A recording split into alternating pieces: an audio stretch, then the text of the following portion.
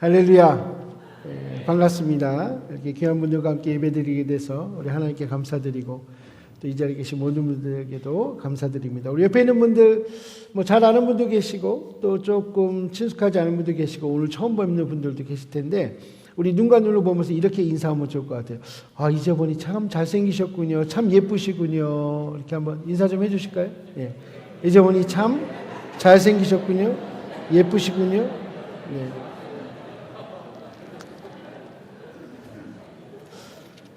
본인이 잘생기고 예쁜 건 다 아시죠? 근데 누가 알아주질 않아요. 그죠?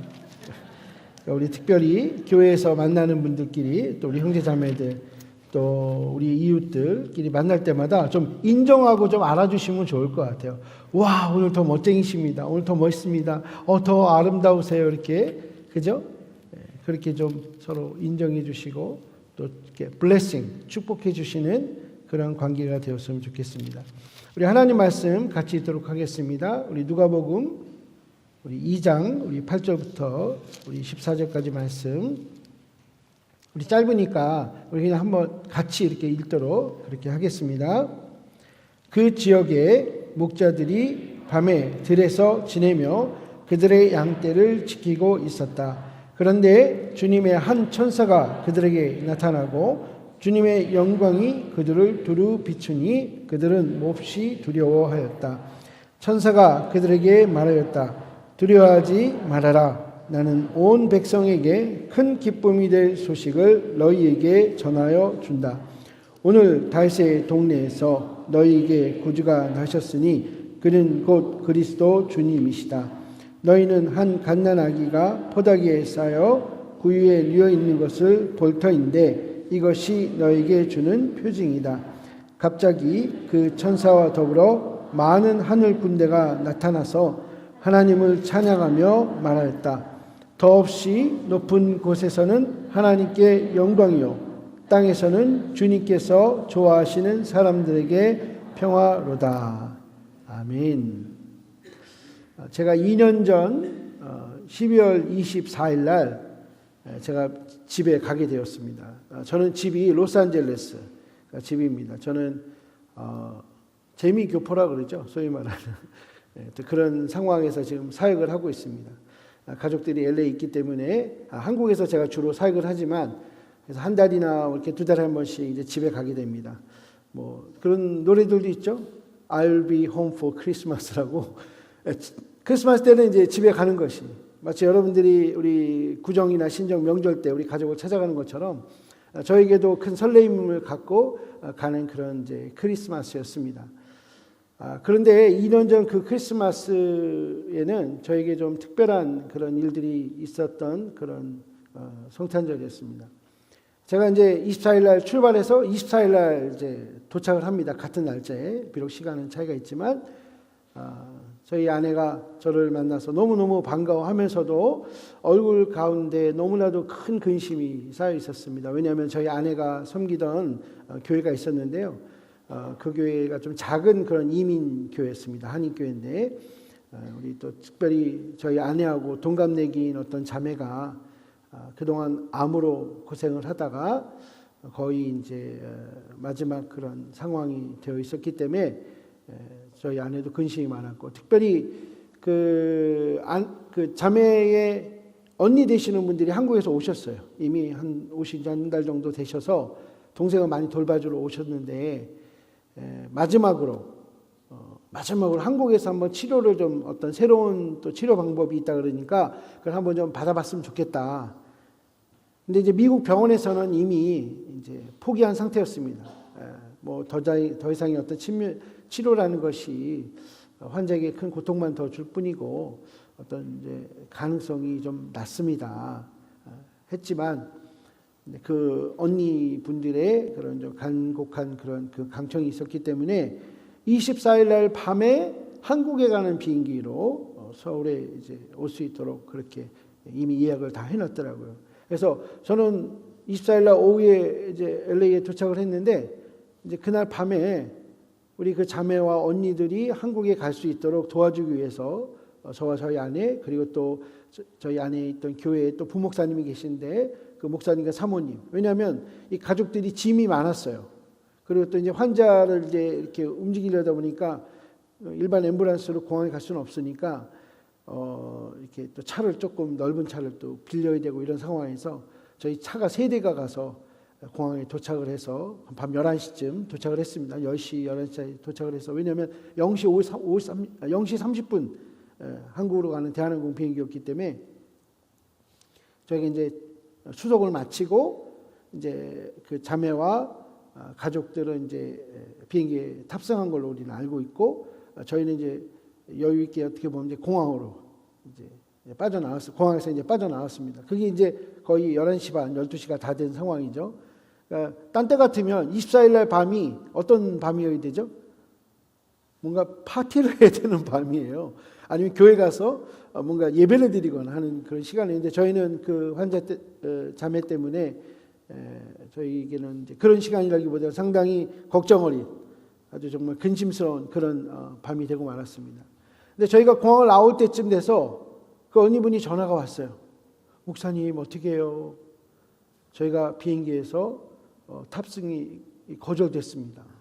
왜냐하면 막상 그 환자를 이렇게 비즈니스석에다 이렇게 했는데도 불구하고 기장님이 나와서 이렇게 보더니 아무래도 이 환자가 한국까지 안전하게 갈 수 없을 것 같습니다. 죄송하지만 저희 비행기를 내려주셔야 되겠습니다. 이렇게 결정을 하셔서 어쩔 수 없이 다시 내리게 됐습니다. 그래서 항공사에서는 앰뷸런스를 불러서 가까운 병원의 응급실로 가도록 그렇게 조치를 해놓고 또 저희는 이제 짐도 있잖아요. 그러니까 언니분들하고 또 짐도 다시 찾고 그래서 또 병원에 가니까 이미 벌써 새벽 1시 이렇게 넘어서 또 병원에 응급실에 있지만 이미 벌써 환자의 기록을 보니까 응급실 의료진들은 이미 어떤 걸 할 수가 있는 상황이 아니에요. 그냥 진통제를 투여하는 것 외에는 뭐 아무런 방법은 없고 이걸 어떻게 해야 되나. 또 언니들은 이제 당황스러운 거죠. 본인들이 어떻게 보면 조금 무리해서라도 가려고 했는데 거절된 상태에서 본인들이 너무너무 괜히 동생 고생만 시켰다 하는 그런 어떤 자책감도 있고 막 울고 뭐 저희 그 두 목사 가정이 언니 두 분을 한 사람씩 정말 껴안고 같이 울어줘야 되는 그런 좀 상황이었습니다. 그러다가 새벽 6시쯤 돼서 이미 병원에서는 이제 더 이상 환자를 위해서 해줄 게 없으니까 그냥 댁에 가셔서 그냥 기다리시는 방법밖에 없습니다라는 그런 이제 조치가 내려와서 그 밤에 그 새벽이죠. 이제 이미 벌써 25일 날 아침 새벽에 그 자매의 집으로 다시 또 그 앰뷸런스를 타고 또 보내고 또 저희는 또 언니들을 모시고 또 이제 병원에서 나오고 그래서 집에 왔습니다. 그리고 이미 이제 너무 아침 시간 너무 지나가가지고 25일 날 아침 예배가 있었긴 했는데 저는 참석을 못했어요. 이미 저는 비행기 타고 오느라고 밤새고 또 밤새고 거의 뭐 저는 25일 아침 예배를 참석 못하고 그냥 골아 떨어지고 그 와중에 또 우리 그 교회 부목사님이셨던 분하고 저희 집사람은 또 가서 예배도 또 드리고 오고 그러면서 오후에 저희가 한 4시쯤에 우리 자매 집을 다시 방문했을 때는 이미 상태가 너무 많이 안 좋아서 우리 같이 있던 그 목사님께서 아무래도 임종 예배를 좀 드려야 될 것 같습니다. 해서 그 언니분들이 전혀 신앙생활 안 하는 분들이에요.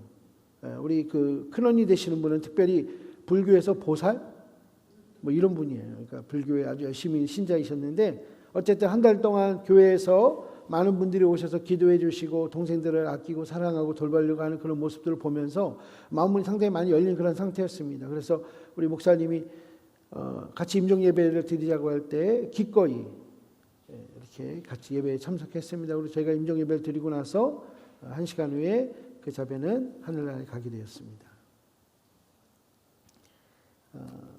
저도 뭐 이렇게 나이가 많은 나이는 아니지만 교회에서 태어나서 다시 말하면 이제 모태신앙이죠.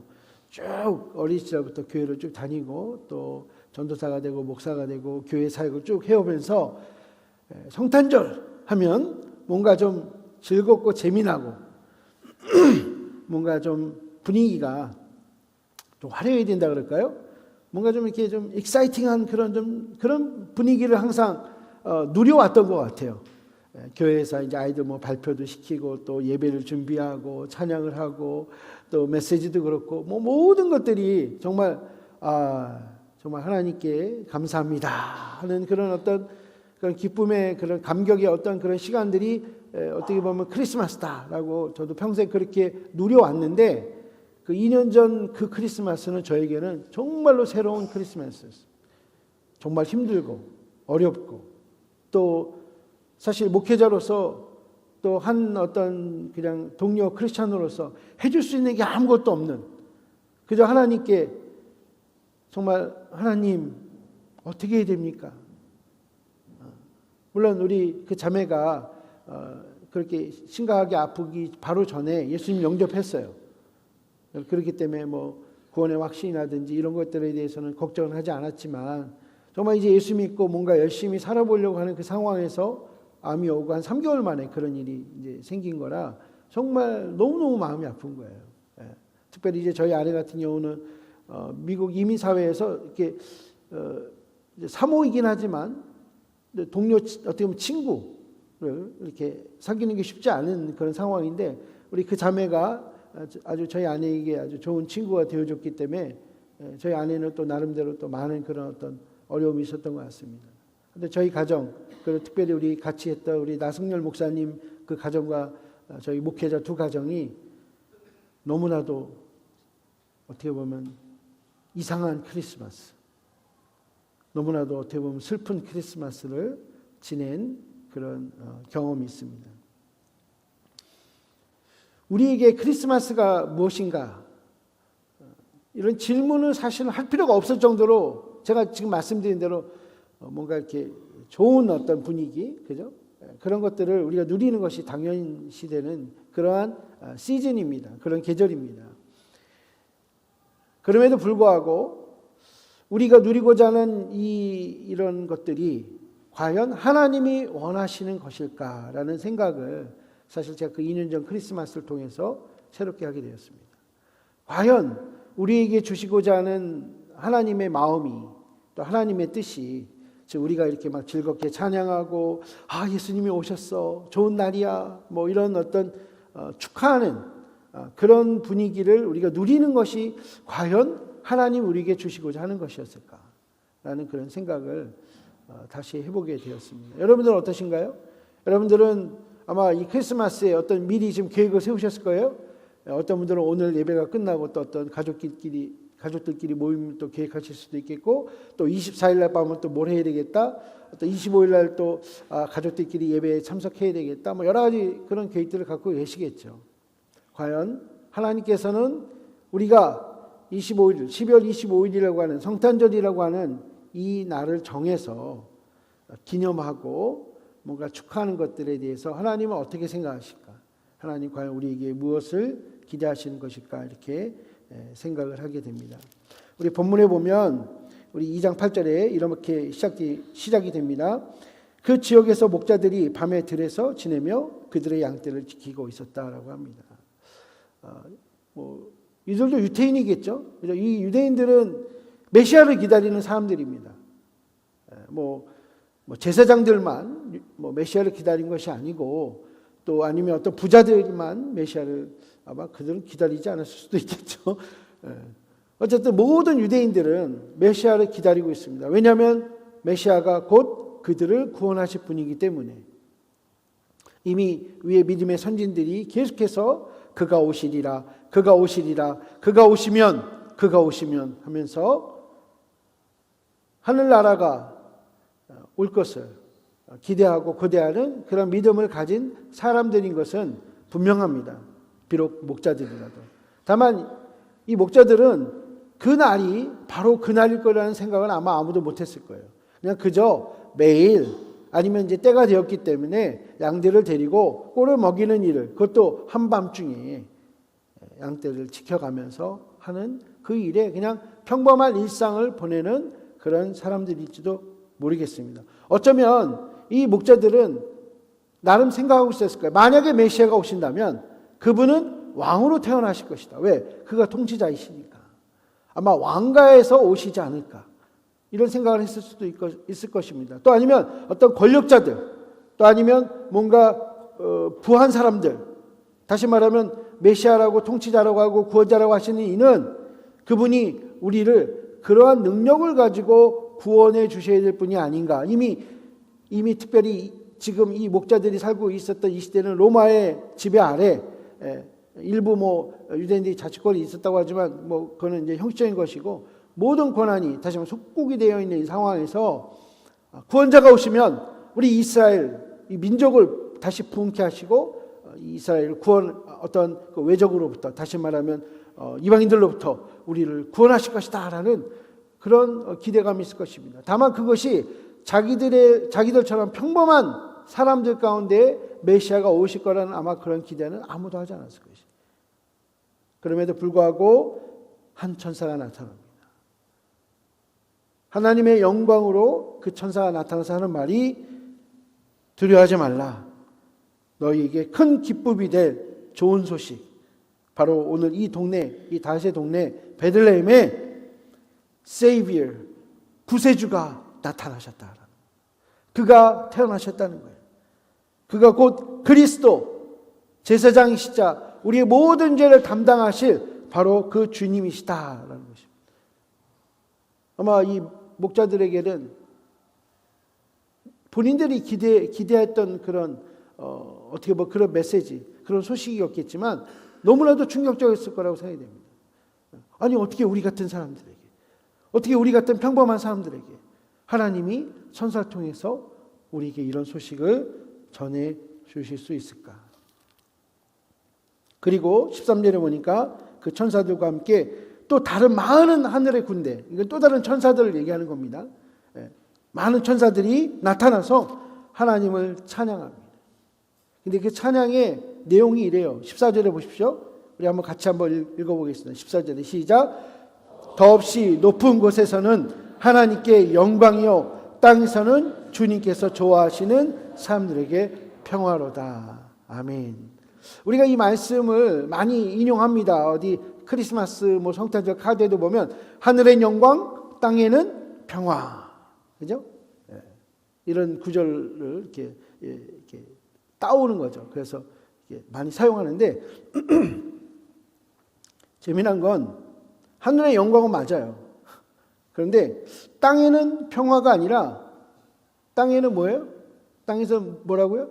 다시 한번 말씀 보여주세요. 땅에서 뭐라고요? 네? 땅에서는 주님께서 좋아하시는 사람들에게라고 되어 있습니다. 주님께서 좋아하시는 사람들에게 평화다라는. 예수님께서 이 땅에 나타나신 것은요, 모든 인류를 위한 것입니다. 유대인들만 위한 것이 아니라, 어느 한 민족을 위한 것이 아니라 모든 인류를 위한 것이에요. 그럼에도 불구하고 진정한 평화의 근원이 되신 그 하나님 예수 그리스도를 소유한 자만이 그 평화를 누릴 수 있다는 것입니다. 할렐루야. 오늘 이 땅에도 예수님이 오신 날을 기념하고 기억하는 사람들은 많이 있습니다. 믿든지 말든지, 예수님을 믿든지 안 믿든지 많은 사람들이 이제 크리스마스야, 4대 성인이라고 불리우는 한 분이 이날 태어나셨대. 그래서 우리는 이날 잘 노는 거야. 공휴일이잖아요. 노는 날입니다. 백화점에서는 화려한 조명들이 난리가 아닙니다. 또 텔레비에서 광고마다 크리스마스 선물을 하라고 우리 계속해서 자극을 합니다.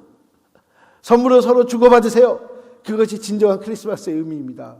라고 거짓말을 계속해서 쏟아내고 있습니다. 진정한 선물이신 예수 그리스도를 소유하지 않는 사람들, 정말 하나님이 우리에게 주시고자 하는 진짜를 소유하지 않은 그런 사람들이 누리는 그런 시즌이 되어가고 있습니다. 우리가 평화를 누린다는 것은요, 우리의 능력으로 할 수 있는 것이 아닙니다. 이미 여러분들이 이만큼 살아보시니까 아시겠죠? 그동안 살아온 어떤 인생의 이야기는 다 빼더라도 올해는 어떠셨습니까? 올해 연초에 뭔가 내가 올해는 뭘 해야지, 뭘 해봐야지, 한 5kg 빼봐야지. 5kg 빠지셨나요? 5kg 늘진 않으셨나요? 결심과 결단이 잘 이루어지지 않아요. 내가 하고 싶은 일, 원하는 일, 또 기도도 하고 노력도 했지만 잘 되지 않습니다. 심지어는 어떤 분은 뭔가를 이루기도 했어요. 잘 되기도 했습니다. 그럼에도 불구하고 나의 만족은 채워지지 않습니다. 만약에 우리 중심에 예수님이 우리의 만족이 되지 않는다면, 우리가 가지려고 하는 것, 우리가 누리려고 하는 것은요, 점점 그 기준이 높아지고 점점 넓어지고 종류가 많아질 뿐이지 절대 만족이란 없습니다. 마음의 진정한 평화는 없습니다. 내가 우리 아내와 우리 남편과 좀 대화가 되면 참 좋을 것 같아요. 그래서 기도 제목으로 기도하고 실제로 노력해서 그것이 잘 이루어졌음에도 불구하고 이젠 자식들하고 대화가 됐으면 좋겠어요. 우리 자식들하고도 대화가 잘 되는데 세상에 우리 옆집 사람하고 좀 대화가 됐으면 좋겠어요. 우리가 원하고 바라는 것들은 한도 끝도 없습니다. 왜냐하면 인간은 늘 부족한 것을 느낄 수밖에 없는 그러한 의롭지 못한 불의한 사람들이기 때문에. 왜 우리가 불의하냐면 우리가 약속을 하고 우리가 하겠다고 내 스스로 뭔가 정해도 그걸 이룰 수 있는 능력이 없기 때문에 그래요. 죄인이었고 죄의 속성을 아직도 버리지 못하고 있기 때문에 그렇습니다. 선물을 여러분들이 이제 준비하시죠. 아마 크리스마스 선물들 좀 머릿속에 아마 생각하고 계실 거예요. 우리 애기에게는 뭘 선물, 우리 또 아내에게, 우리 남편에게. 부부끼리는 선물 안 하는 건가요? 어쨌든 뭔가 이렇게 다 준비하고 계실 거예요. 근데 어떤 분들을 보면 선물을 준비하면서 내가 이걸 주면 저 사람이 뭘 주겠지?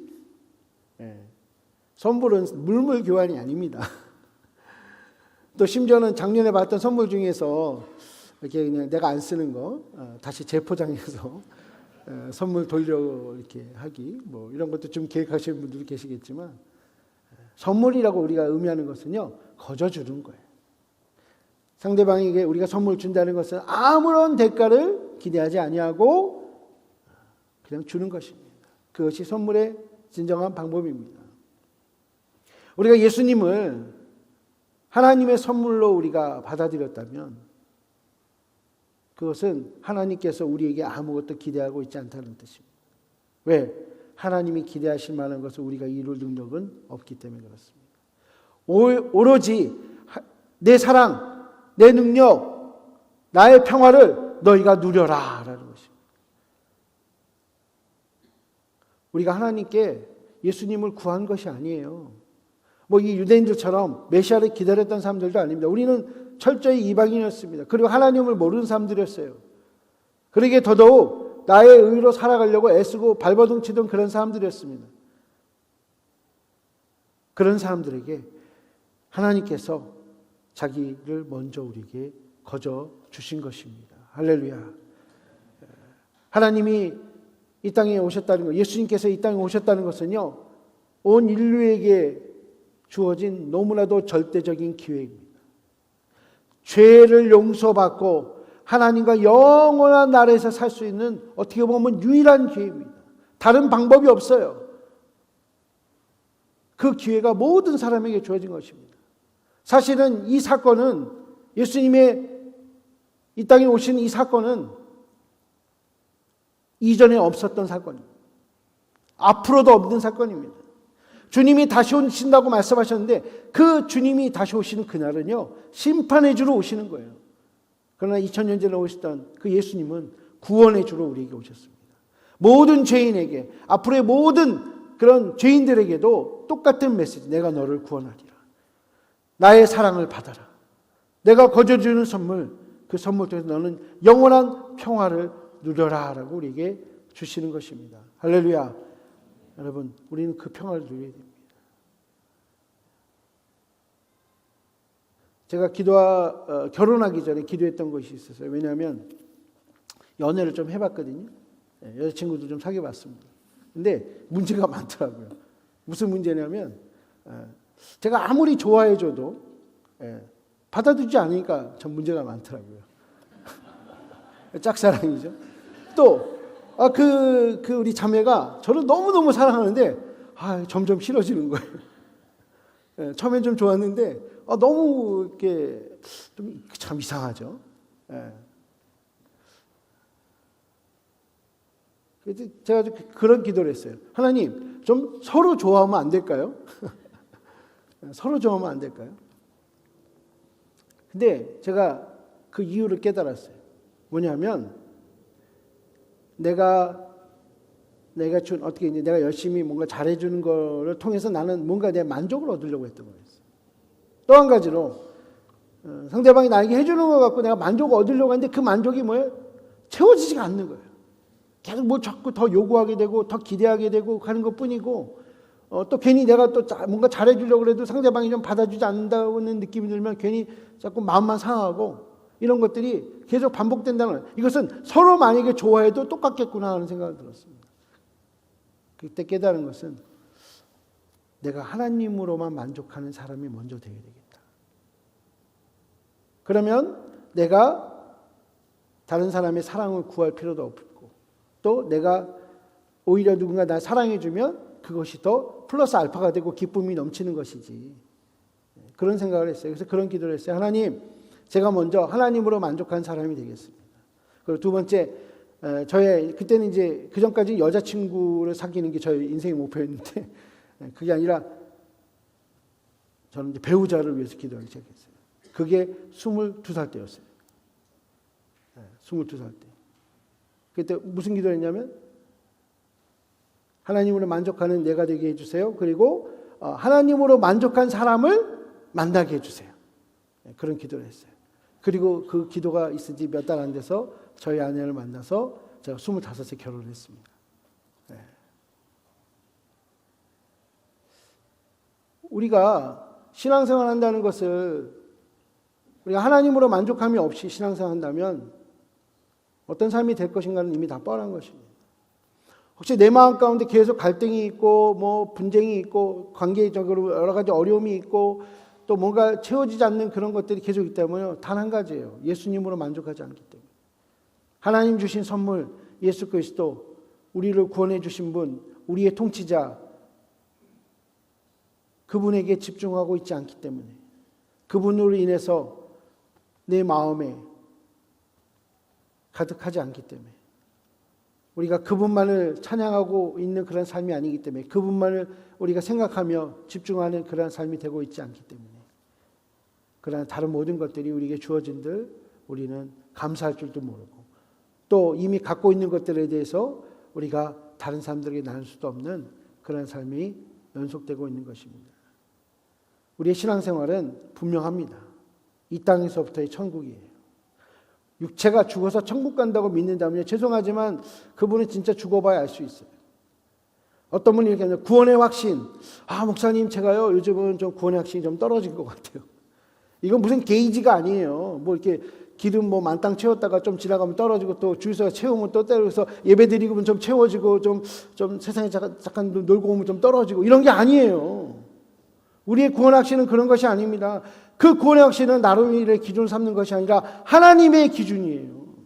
하나님이 우리를 사랑하시고 우리가 그 사랑을 받아들이기만 하면 되는 것이지 그걸 누리면 되는 것이지 내가 기분이 좋고 감정적으로 뭔가 느껴진다고 해서 구원의 확신이 높아지고 그렇지 않고 조금 뭔가 텔레비 많이 보고 영화 많이 보고 또 세상적인 생각하고 욕심 좀 가졌다고 떨어지고 이런 것이 아닙니다. 주님께서 이 땅에 오신 것은 바로 주님께서 좋아하시는 사람들, 다시 말하면 예수 그리스도로 살겠다고 하는 사람들, 그 사람들에게 진정한 평화를 주시고자 함입니다. 할렐루야.